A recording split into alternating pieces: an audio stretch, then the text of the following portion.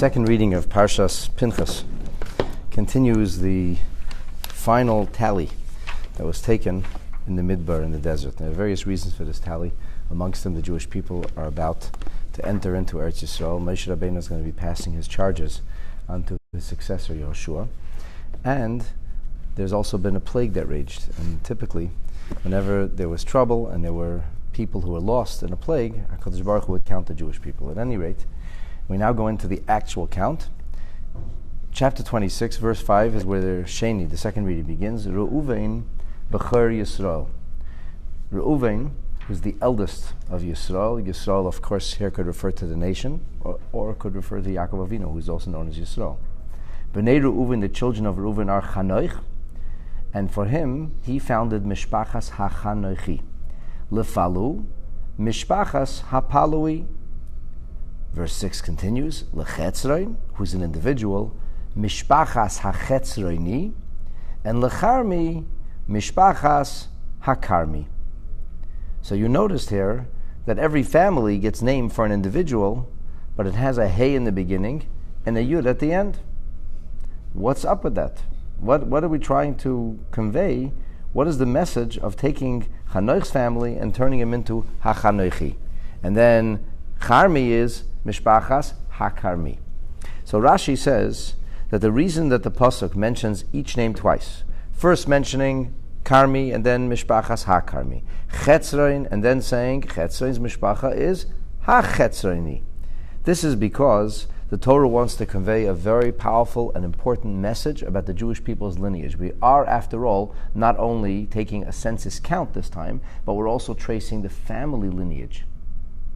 Ramban says the reason we're tracing family lineage is because the Jewish people are going to inherit the land of Israel, and the land of Israel is apportioned according to tribes and families.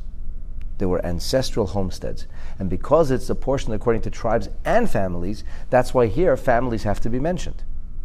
Which brings us to a very interesting point. As Rashi says, Lefi shahayu umais mevazemeisam, the nations were mocking the Jewish people. V'aimrim, they used to say, Ma elu misyachsen al shivteim. What is this, some kind of joke? They have tribal lineage? They have families? They're a hodgepodge. Svurim heim shaloi shaltram etzim be'imeseim. Do you think that the Egyptians did not have control over their women? They're all products of rape. They're not really Jewish people. They were three quarters were sired by Egyptian taskmasters. If they control their bodies, certainly they control the women. So HaKadosh Baruch Hu comes along, HaKadosh Baruch Hu Shmei Aleim, Hashem places his name upon them, Hey mitzad zeh, a Hey on one side, the Yud mitzad zeh, and the Yud on the other side. These are the first two letters of Hashem's ineffable name of Yud Kevavke, colloquially pronounced as Havaya. So we have the Hey and the Yud. Loimar, to say, Meid ani aleim, I, says God, myself, bear testimony, Shehem b'nei aveisehem, that their lineage is pure. They are indeed the children of their fathers. Now, you know that to be Jewish, all you need is a Jewish mother. And it doesn't matter the circumstances of how the pregnancy came about. If it's a Jewish mother, the children are Jewish. But to have lineage, to have yichus, that you need a father. So whether somebody's a Kohen, Levi, or Yisrael, for example, or whether somebody has a fine yichus or a weak yichus, this depends on who the father is. And somebody, Rahman al-Tzan, who was to be a product of rape, and there were such tragic stories during the war, just short 6-7 decades ago, terrible pogroms in Kishinev, and there were children born from those nebach, from those situations. So they wouldn't have yichus. They wouldn't, and the Jewish people in Mitzrayim, the yichus was crystal clear.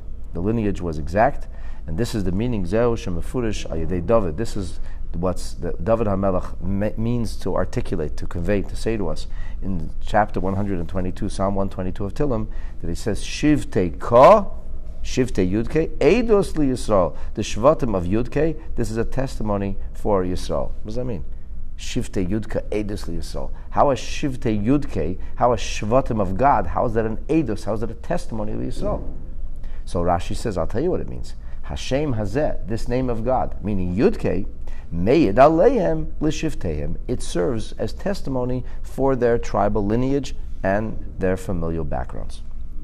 Lefichach bechulam kosov hachanoichi hapalui. Rashi says there is one exception. What's that? there's a family later on in verse 44 whose name is Yimna. And over there it doesn't say Hayimnahi. Why? Because Lehutzach Leimer Mishpachas Hayimni Lefi Shahashem Kavua, because Yimna already had a Yud Beresh Vehei B'Seif. So since Yimna already had Hashem's name, it doesn't require it. Now verse 7 continues on and says, Eila Mishpachas HaReuveni. These are the families of the Reuveni. Vayiyu Pikudehem. Their numbers were Shlosha V'Arboyim Elef 43,000, V'Sheva Meis and 700, Ushleishim and 30. Now something interesting happens here. Rashi does not comment on this. In verse 7 it says, Mishpachos HaReuveni. These are the families of the Reuveni. Now in fact, most of the Shvatim, it doesn't say that. If you take a look ahead to, let's take a look at Gad, chapter 26, verse 15. It says, the children of Gad are Litzfoin Mishpachas HaTzfoini, for Chagi Mishpachas HaChagi, for Shuni Mishpachas HaShuni, Ozni, Eroid, and then look in verse 18, Elu Mishpachos B'nei Gad. It doesn't say Elu Mishpachos Hagadi. And so it is with the rest of the Shvatim. The only time we have this idea of Mishpachos Hey and Yud is if you take a look at, in verse 13, it finishes off the family of Shimon, and it says, these are L'Shol Mishpachas HaShimoini, and this, it calls it Shimoini. So the question is, how come we have only 3 of the Shvatim where the tribe itself, not just the family, but the tribe itself has a Hey and a Yud incorporated into the name? So the Chizkuni answers this question in a very interesting way. He says that these 3 tribes needed to have a little bit of an additional shot in the arm. They needed an extra pat in the back. So Hashem gave it to them by adding His name not only to the families but also to the tribe. Are the Why? parts of the 5 that came to Yosef? And No, not connected. That's a different thing. This is only 3. Yeah. It's Reuven, Shimon, and Zvulun. So he says Reuven always had a chip on the shoulder. He was supposed to be the Bechor, he's supposed to be the first one. He's listed there as the Bechor, but in fact he's not the Bechor. Who gets the birthright of Kahuna? That ends up in the tribe of Levi. Who gets the birthright of Malchus? That ends up with Yehuda. Who gets the birthright of a double portion of Eretz Yisrael or divided tribe? Yosef. And Reuven has nothing to write home about, no distinction for his birthright. So Reuven, the tribe of Reuven, always had like a chip on their shoulder. They were kind of like the firstborn who was never a firstborn. And why was this? This goes back to the story of Bilbil Yitzui Aviv, where Reuven mixed into his father's personal affairs, and as such, he's punished until the end of time because of his impetuousness. So Reuven feels bad. So HaKadosh Baruch Hu now, as he's establishing the tribe and the lineage, he says Ha-Reuveni, so as to convey his love, his sensitivity, and his care for the tribe of Reuven by adding his name. How about Shimon? What's Shimon do? Well, Shimon has a much more recent story. Shimon has the story of Zimri that we just read about last week, and this week's Parsha starts off with it. And Zimri does a terrible thing. And the tribe of Shimon was most prominently represented in the terrible sin of the daughters of Midian. And because of this, Shimon now had a chip on his shoulder.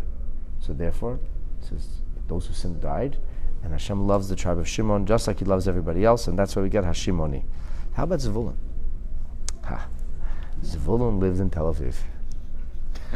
And I say that only half jokingly. Right? The Chizkuni says their job, well, they didn't really live in Tel Aviv, they lived in Yafo, but they were Yordei Hayom, they were going out in the sea. And Zvulun always faced additional danger on 2 levels. Number 1, in the old days, if a gale storm would hit, that was over. Ships didn't come out of gale storms. Number 1. Number 2, he was going all over the place. His chances for assimilation were much greater. He was the proverbial Israeli who ended up in Kathmandu. He was everywhere. And because of this, Hashem gives Zvulun an extra shot on the arm. He goes in many places of sakana, so therefore he needs a shmiru miyuchedet, says the Chizkuni, for the tribe of Zvulun. Not only they got it Hey and Yud in their names, but also for their tribe Ha-Zvulani.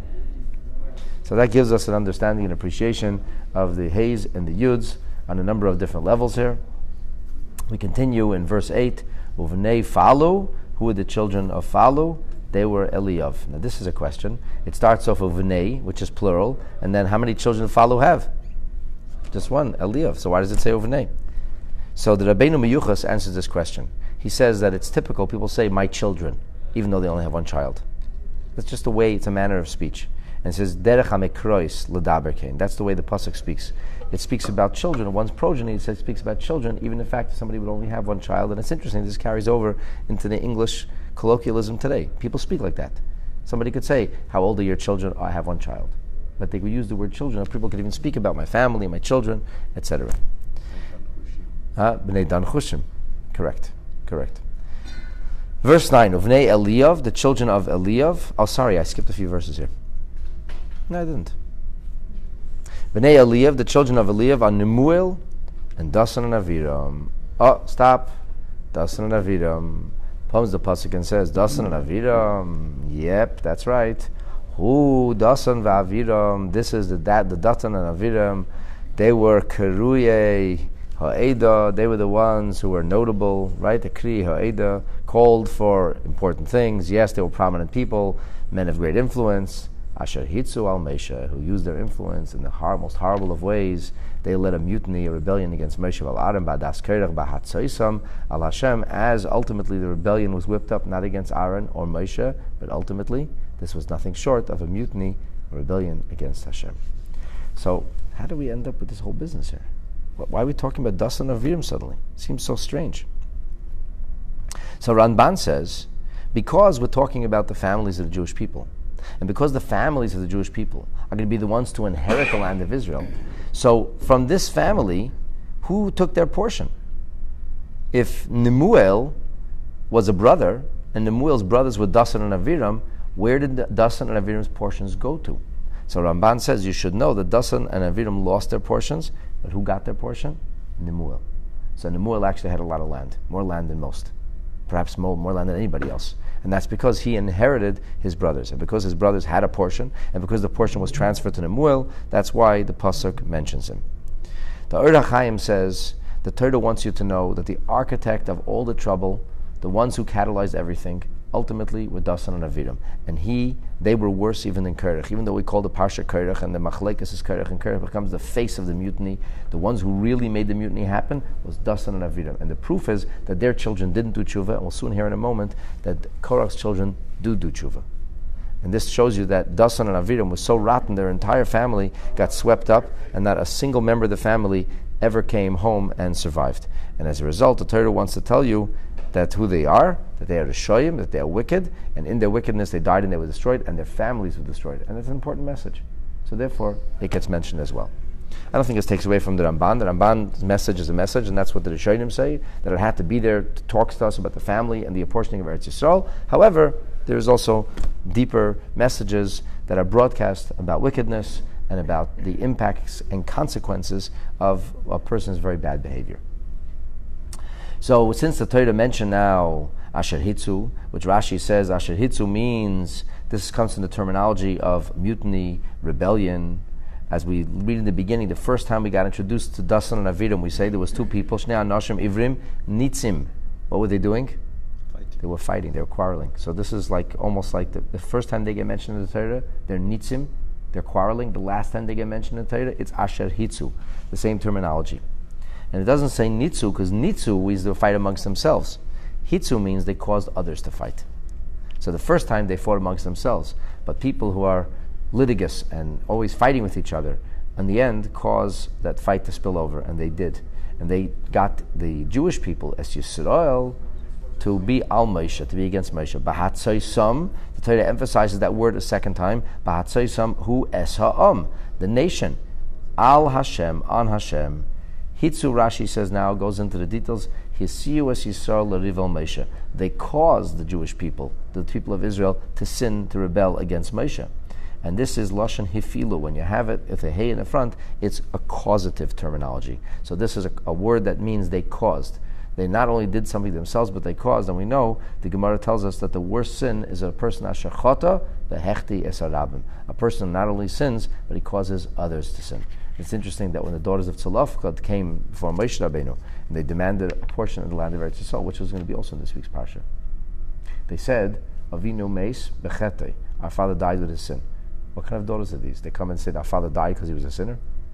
Who speaks like that? But your own father, you speak nicely. But the answer our sages tell us is very simple. They said he died b'chetei, with his own sin. He never caused anybody else to sin. That's a big deal. Ein tzaddik baretz asher lo yechte. Everybody sins. Everybody makes mistakes. But make sure you don't cause others to make mistakes. A person who leads others astray, this is what's unforgivable, like it says about Yeravim ben Nevat, who's considered the greatest sinner of all time. Why? Asher chata v'hechti es Yisrael. So here the real sin is Asher hitzu es Yisrael. They were rebellious is bad, but Asher hitzu es Yisrael, that's unforgivable. They got the Jewish people to rebel. They caused mutiny amongst others. This is something that the Torah does not forgive them for, and they're mentioned here, and they go down in infamy as the paradigm of a bad Jew. Dathan and Abiram. So now that we talked about that, what happened? The Torah gives like a little tangent. It says Pia. The land opened its mouth. And it swallowed them. And since, at the end of the day, they were not the only ones in this. V'es Korach and Korach. B'mois ha'eda, when the congregation died, when the fire consumed the 250 people from the tribe of Reuven who filled their fire pans with incense, and they thought that they would be like Kohanim Gedolim. So the fire came and consumed them, and this was a miracle. But of course, we learn the word nes means much more than a miracle. As Rashi says, l'nes really means la'ois. The word nes means a sign, l'zikorin, as a remembrance, l'man asher yikrav ishzor, so that nobody would have the foolish idea of trying to start up with kahuna. So what is the idea of the nes? Rashi says ois. This, Reb Sham Shofar Hirsch points out, is also like the terminology orim nisi alaharim, raising like a banner. This idea of a banner is called a nes. It's still raised up as a sign and a banner. This was the sign. You want to know what happens? That's what happens. So they became a lesson for the ages. And some of the Mepharshim point out that not only did they become a lesson on a literal thing, that the story became a lesson, but the Balaturim says the machtais, that the fire pans were beaten into becoming and used for the Mishkan as a covering for the Mizbeach, and that was the sign. So you see that covering? That's the covering of the people who were consumed by the fire. So not only was the story and the history something that remained with the Jewish people, but there was even a physical, tangible reminder of what happened when people had this mutiny against Moshe Rabbeinu and tried in some way to impede kahuna and to usurp that special designation. And since we mentioned Dathan and Abiram, so we ended up mentioning the earth swallowing. And we talked about the fact that this remained a permanent lesson, a sign for the Jewish people. So at this point, the Torah interjects and says, Uvinei Korach lo yimesu. But the children of Korach, they did not die. Dathan and Abiram had no progeny that was left. We mentioned Korach's name. You should know Korach's children did not die. Now here, Rashi says they didn't die. Why didn't they die? So because the Torah has to say that they were swallowed up. And later we're going to hear about the fact that there's Mishpachas HaKarchi. And we know that the children of Korach inherit the land of Eretz Yisrael. And Shmuel HaNavi is a descendant of Korach. How did this happen? Here the Torah says they were swallowed up. And here later we're going to read about the people of Korach, the family of Korach, his progeny.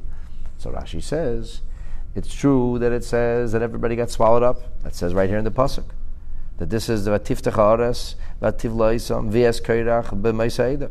All the Korach and all his people, everybody got swallowed up. So Rashi says, B'nei Korach le'Meso, the truth is that they were not innocent. Hey, Mahayu be'etza b'tchila. They were the first ones. They pushed their father to do this. They said, come on, Dad, this is terrible. You're being disrespected. You have to stand up for your rights. And they were involved in this machlekes. He didn't convince his children. His children convinced, cajoled, and pushed him. Nonetheless, b'shas machlekes, at the time when the machlekes later unfolded like a wildfire, this mutiny spread across the nation, all of a sudden they began to feel guilty. This is not a good idea. This is not what we thought. We didn't have this in mind.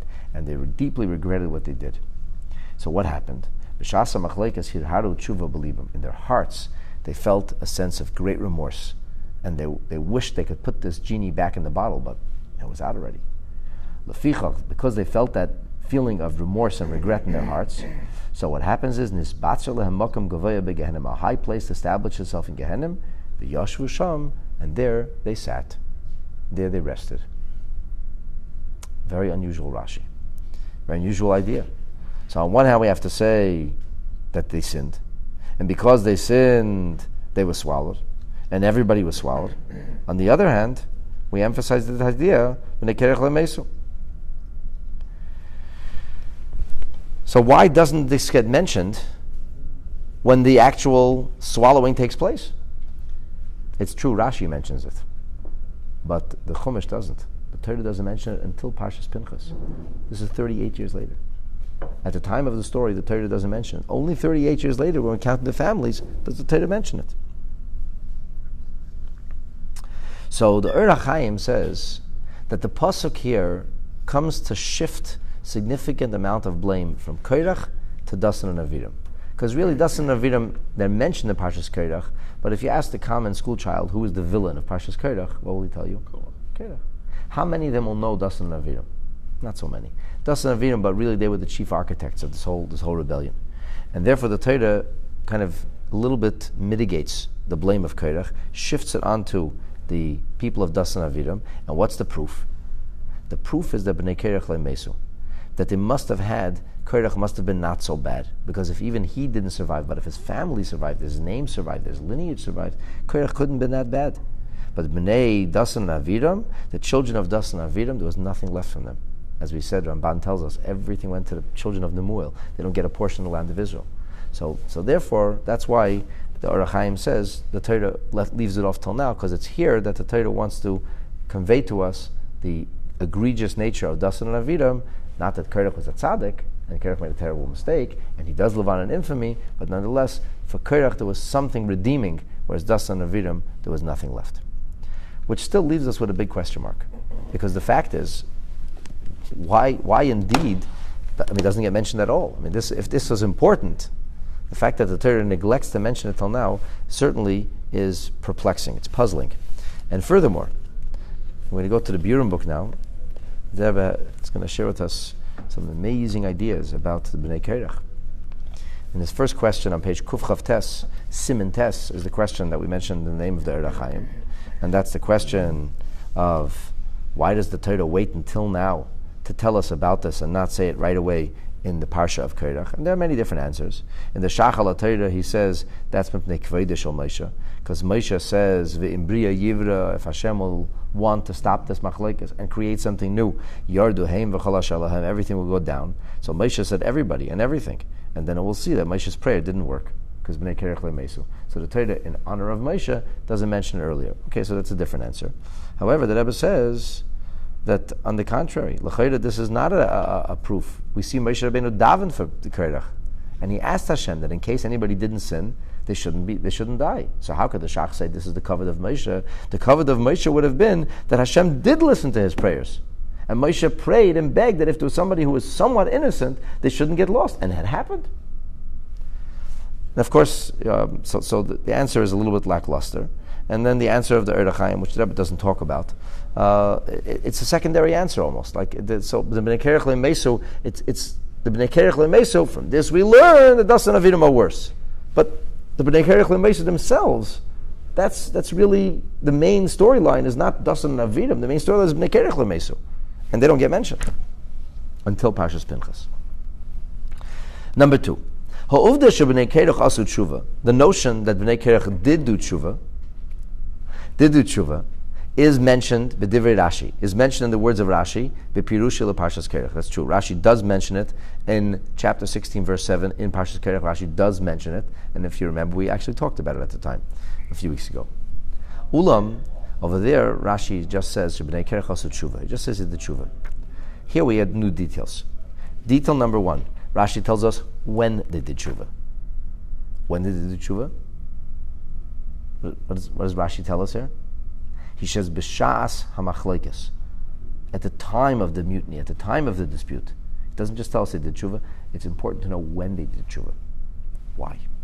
Number 2, where was the tshuva done? Or what kind of tshuva was it? So the quality of the tshuva is discussed here. It was a tshuva that was performed b'libam. It was an internal tshuva. But we know that the mitzvah of tshuva is not just to feel a certain way in your heart, but actually to verbalize. That's the act of tshuva. That's the maisa of tshuva. Like we have the famous kasha that the Rambam says there's no mitzvah of tshuva, it's a mitzvah of vidui. And then we have this question, but the Rambam himself says elsewhere that it's a mitzvah of tshuva. And there seems to be contradictions between the Rambam and his koteret when he begins sheyachzer sheyisvade bepeh kisha yoshuv. He mentions in the koteret when he first mentions the mitzvah in the headliner, he says you confess when you do tshuva, and then in the pnim, in the actual body of the halacha, he doesn't talk about tshuva at all. He talks only about vidui. In the Rebbe's explanation that tshuva, like everything, has a body and a soul. The soul of tshuva is the feeling of regret and remorse and the resolution never to do this again. But the body of tshuva is what we talk about, because in mitzvahs we have to know what has to be done. We talk about the technical reality, what's required of us. What's required? Body of tshuva, the act of tshuva. Like you could talk about the spirit of matzah all night. You don't accomplish anything. You have to actually eat the matzah. And the matzah has a technical definition. So the technical definition of what tshuva is and the requirement of tshuva, that's another story. That's something which is the idea of verbalization. So this is a funny kind of tshuva. If you would ask, al pi halacha, did the children of Korach actually do tshuva? Did they actually fulfill the mitzvah of tshuva and the cut and dry of halacha? The answer would be probably not. No, because they never verbalized. It doesn't say they were mifada. It says here, haruba libam, Rashi says. And that's really interesting that Rashi adds this detail of what difference does it make. He's actually detracting from the tshuva of Korach's sons. He's saying that their tshuva was a non-halachic tshuva. It was meaningful, but not so meaningful, because it doesn't fulfill a mitzvah. So the Rebbe gives us this amazing explanation. Ubir ha'inyan. Kavanas Rashi b'dvarav. The intention of Rashi here in his words is levayer es oinsham hamuzor shel bnei Korach. There's a very odd, strange kind of punishment that unfolds before our very eyes. In oinesh, a punishment hakoilo dover v'hefuchei. This is probably the most oxymoronic kind of punishment anywhere in the entire scripture. Punished but not punished. Struck down but saved. It's like the strangest thing. Mechad gisa on one hand, nivlu b'adama yachad, they got swallowed into the earth. I mean, there's not many people in the world who can claim being swallowed into the earth alive. It's like an unbelievable phenomenon. Like Moshe said in Bria Yivra, this is not a regular thing. And yet, despite the fact, people always talk about, is the ground going to open up and swallow me, or is a lightning bolt going to come from heaven? So probably the answer is neither. However, lightning bolts have struck people from heaven, but since the days of Korach, we don't know of anybody who got swallowed up at the ground. It's like strange thing. So they get swallowed up at the ground together with everybody else in Korach. However, b'nei Korach le'mesu, they don't die. What? Nisbatzel ha'makam govaya. Suddenly there's some kind of platform out of nowhere. And they were in Gehenim. B'makim shebay nivlu. In that very place, Rabbeinu Bechaya says. Where was this place? They got swallowed. They were in the earth. And the earth covered up. And somewhere in the earth, they had this platform, this shelf they were sitting on. In Gehenim. And they were able to sit there. B'shalva. How do we know it's B'shalva? The Rebbe points out, where's the first time we hear the word of Yeshiv? Parshas Vayeshiv, what does Rashi say? He says, Bikesh Yankiv Leishav B'shalva. Yankiv wanted to sit peacefully. Now Rashi doesn't have to comment again, because once you have the word Vayeshev, that's a binyan av. That means it gives you a generality, a plurality that's applicable across the boards. Whenever this word will be here, Rashi gives it. What is the meaning of Leishav B'shalva?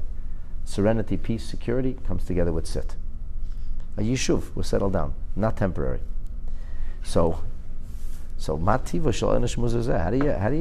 How do you figure this strange punishment? It's a funny animal. It's a punishment, but not a punishment. There's not another example of this anywhere in the Torah. Nowhere in the Torah. Somebody got punished, but kind of didn't get punished. And mimanavshach. Either they should get punished, or they shouldn't get punished. Who goes to hell and comes home?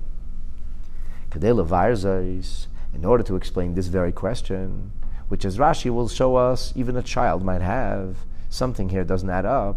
It's an oxymoron in nature. So Rashi, in order to do this, tells us two things. He tells us, we know there's a rule of midah, keneged, midah. How Hashem deals, the way you deal. It's a mirror image here. What you do, that's what you get.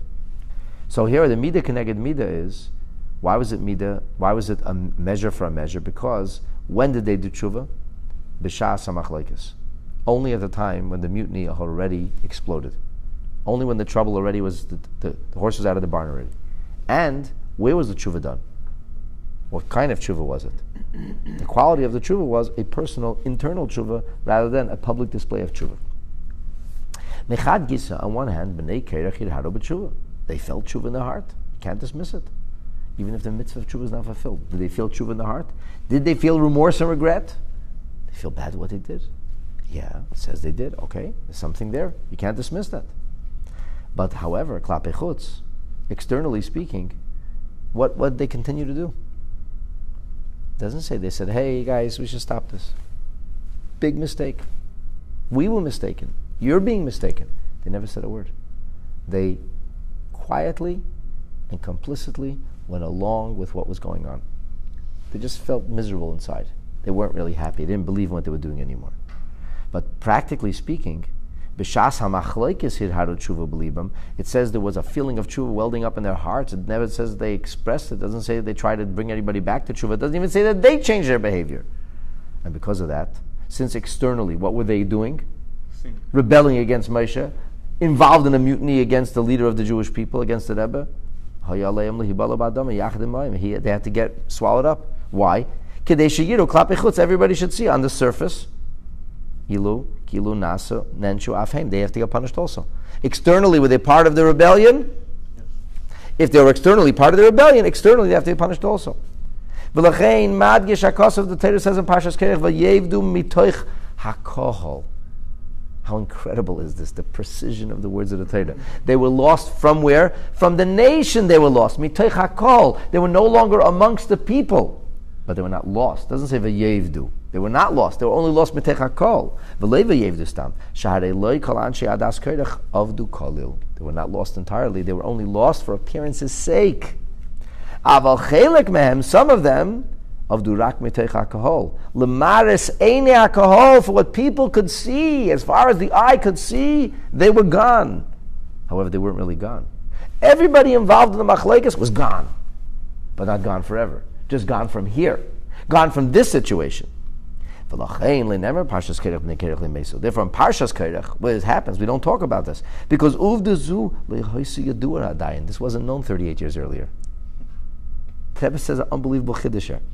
He says that in truth, this only happened later. The people found it out much, much later. But Hakoil Savru, everybody asked, what happened to Korach's children? God, never. Finished off. Never heard of again. Shesavru, they thought Geirolim shel bnei Korach, that the Geirol, that the lot of bnei Korach was just like the lot of everybody else. V'yevdu b'nei Chakol. Rak b'Parshaseinu, only in our parsha. La'achei shekolu meisim midbar. All those who had to die were already dead.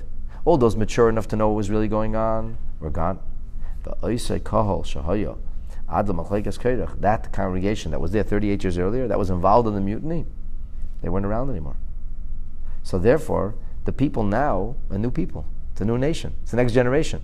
They didn't know Korach's children. Now, Korach's children don't have to die because they're part of the tribe of Levi, and Levi doesn't die. But the people who knew Korach's children said, oh, these are rabble-rousers.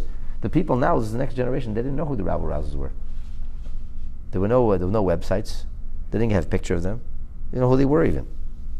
They were gone. Nobody else is gone. Nobody recognizes them. At this point, the punishment is over. And now they will say, now you can come out of your hiding place. Now you can come out of your hole. Now